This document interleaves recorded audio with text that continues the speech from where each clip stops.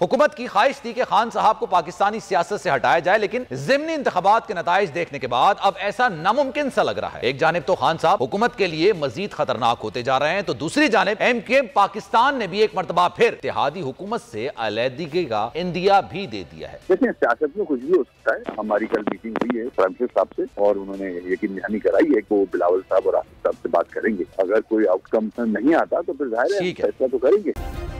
Subscribe करें और bell दबाएं ताकि कोई खबर रह न जाए।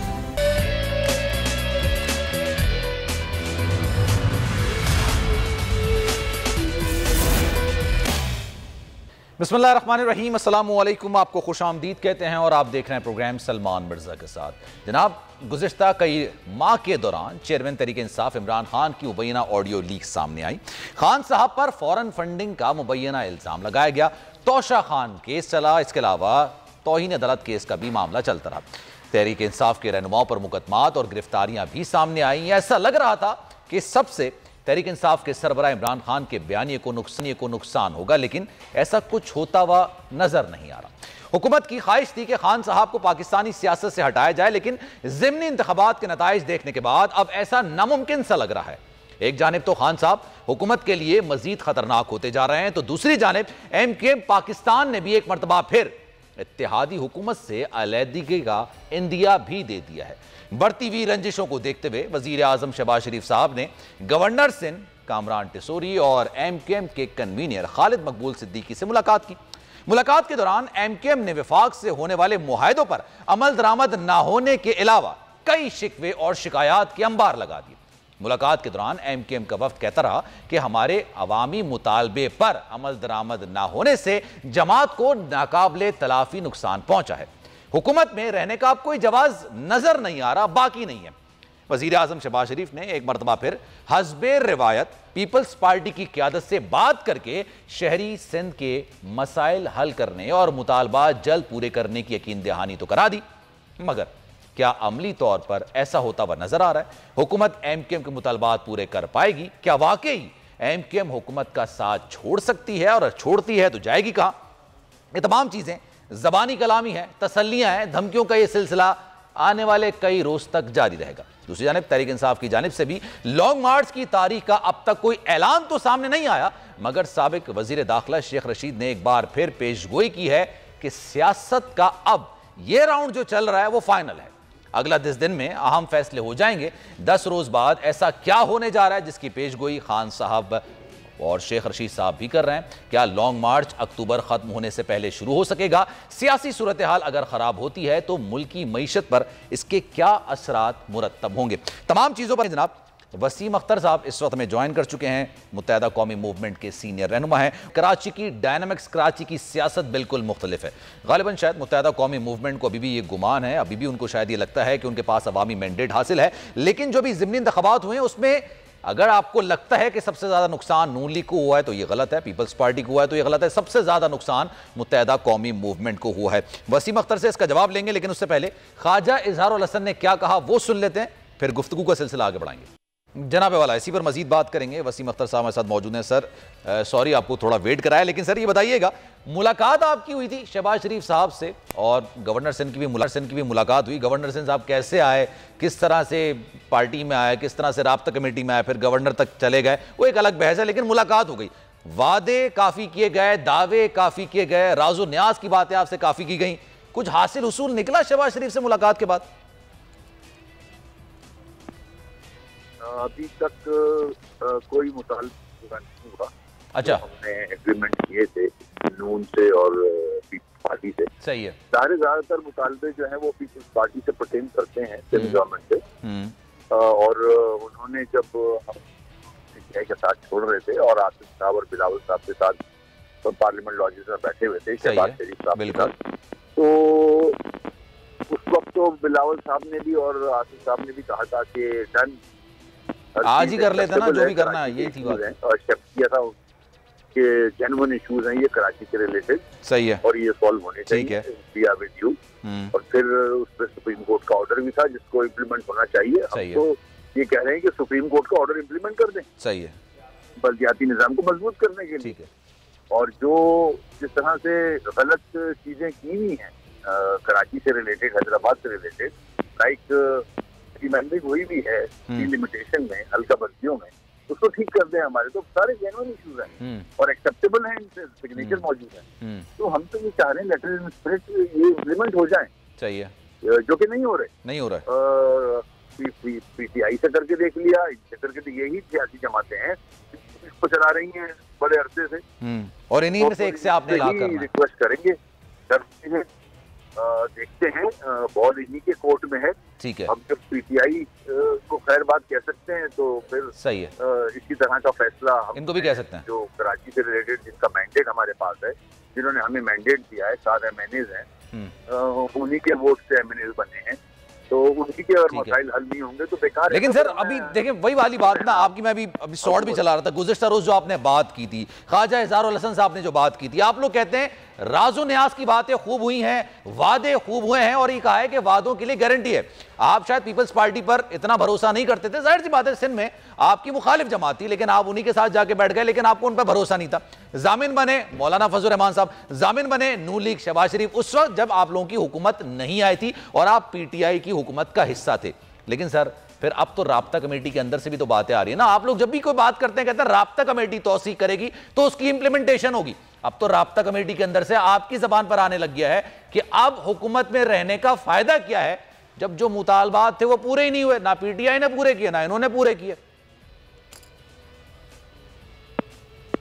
बिल्कुल ऐसा ही है, काश मीडिया भी अब बहुत अरसा हो गया है इस चूरन को देखता है कि कब निकलेंगे, इससे निकल के अगर मीडिया भी, हमारे सहाफी भाई भी इस तरफ आ जाएं कि कराची के मसाइल हल क्यों नहीं करके देते, ना पीटीआई ने किए, ना पीपल्स पार्टी करना चाह रही है, ना नून करना चाहती है, सही है, इनकी बैशिंग करें ना।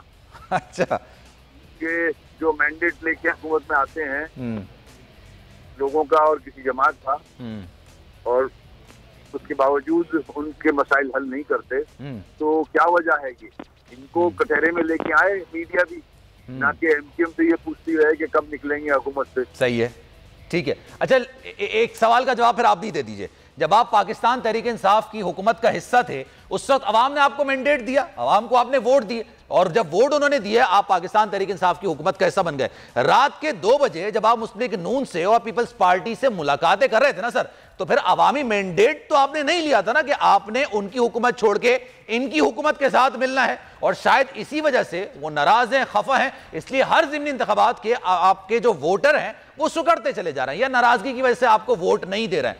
आप इसकी बात करते हैं कि कराची के मसाइल की तरफ आए, कराची के मसाइल की बात हर कोई करता है, लेकिन सर आप लोग जब वोट लेते हैं उसके बाद आप भी तो पूछ के तो हुकूमत से नहीं निकलते ना, और आप भी पूछ के हुकूमत में जाते नहीं है। बिल्कुल है ऐसा, मैं यही चाह रहा हूँ कि ये वोट सिर्फ हम पे मत डाले ना, हम तो बर्दाश्त कर रहे हैं, और अपनी किसी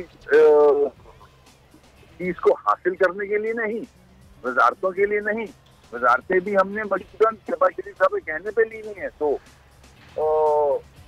हमें अपने मसाइल हल कराने हैं, तो इसका जो फॉल बैक है वो भी हमसे बर्दाश्त कर रहे हैं। जाहिर है कराची का जो हाल हुआ है, कराची के लोग क्यों वोट डालें किसी को भी, ना कि एमक्यूएम को भी क्यों डालें, क्योंकि जो वो 7 वोट मिले हैं MNAs के, उससे भी मसाइल हल नहीं हो रहे। आपने देखा इस बाई इलेक्शन में 6 लाख, तकरीबन 6 लाख वोटों में से 50,000 मिले हैं पीटीआई को, जिसका बयानिया पूरे टर्नआउट कम रहा है ना सर, चल रहा है। सही है, कराची के लोगों ने, उस कॉन्स्टिट्यूंसी के लोगों ने रिजेक्ट किया पीटीआई को भी, ठीक है, ऐसा नहीं है, सही है, सिर्फ एमक्यूएम की हार हुई जो इधर सारी सियासी जमातें। सर एक बात बताइए ना, वैसे ये बड़ी एक कहते हैं ना समझ में ना आने वाली बात है, पाकिस्तान पीपल्स पार्टी की हुकूमत से आपका इल्हाक आज का नहीं बहुत पहले का भी था, आपके वादे उनसे पूरे नहीं हो पाए, उन्होंने आपसे वादे किए लेकिन नहीं हो पाए, फिर आपने पाकिस्तान तहरीक इंसाफ की तरफ रुख कर लिया, पाकिस्तान तहरीक इंसाफ उस वक्त आपको सही नहीं बोलते थे, आप उनको सही नहीं बोलते थे, फिर एकदम से आप लोग नफीस भी हो गए और आपसे इल्हाक भी हो गया। आप लोगों ने यह कहा कि पाकिस्तान पीपल्स पार्टी से हमने मुआहदा करके देख लिया, उन्होंने पूरा नहीं किया, नून लीग से मुआहदा करके देख लिया, उन्होंने पूरा नहीं किया, पार्लियामेंट हाउस के बाहर की गुफ्तगू आज भी लोगों को याद है, लेकिन आपने कहा अपने अवाम को, अपने वोटर्स को कि इनसे बात करके देख ली, अब पाकिस्तान तहरीक इंसाफ से बात कर लेते हैं।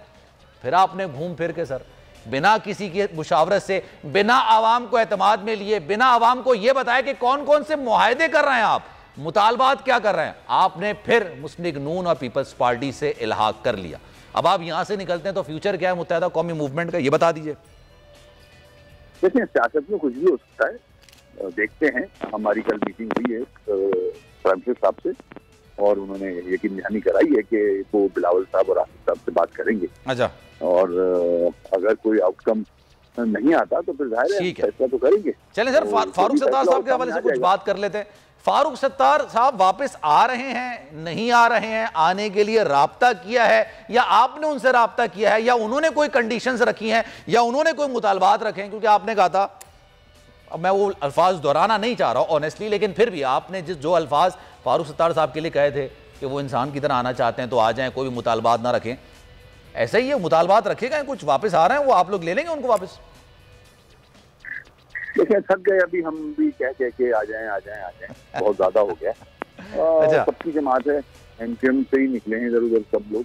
अच्छा। जिसको आना है आ जाए। हम भी ऐसे कारकुनी काम कर रहे हैं, ये तो हमारे साथ एक जिम्मेदारी चिपकी हुई है साथ। सही है। अगर आ जाए काम करें, आके डिमांड्स को रहने दें। अच्छा। कंडीशंस को रहने दें। सब जानते हैं, हम हर चीज जानते हैं, वो भी जानते होंगे हमारी हर चीज, मगर अब पार्टी को स्ट्रेंथन करना है तो ये सब बेकार की बातें हैं। ठीक है जनाब, काम करना है। नसीम अख्तर साहब हमारे साथ मौजूद है। Sir, thank you so much for your time.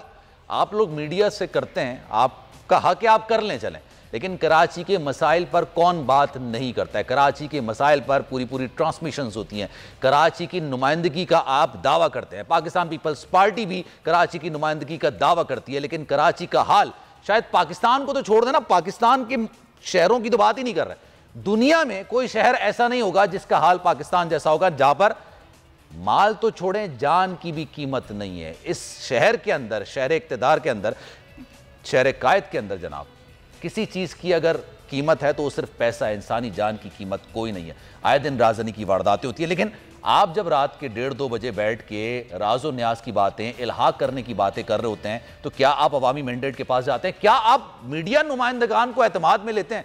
तो फिर मीडिया नुमाइंदगान की तरफ भी आप उंगली ना उठाएं। सलमान मिर्जा को दीजिए इजाजत। जिंदगी रही, सेहत रही और आपकी दुआएं रही तो इंशाअल्लाह फिर आपसे मुलाकात होगी। ख्याल रखिएगा अपना। अल्लाह हाफिज।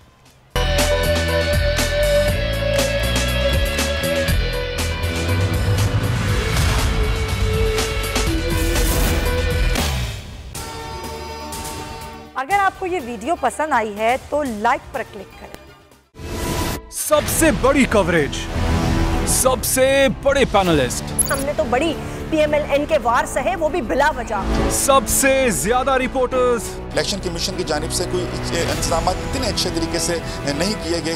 बोल की रिवायत, सबसे पहला नतीजा। अहम खबर है बहावल नगर भी कप्तान का, PTI कामयाब, मुकम्मल गैर हतमी गैर सरकारी नतीजा सिर्फ बोल न्यूज पर। लम्हा बा लम्हा इलेक्शन की खबर सिर्फ बोल पर। सब्सक्राइब करें और बेल दबाएं ताकि कोई खबर रह न जाए।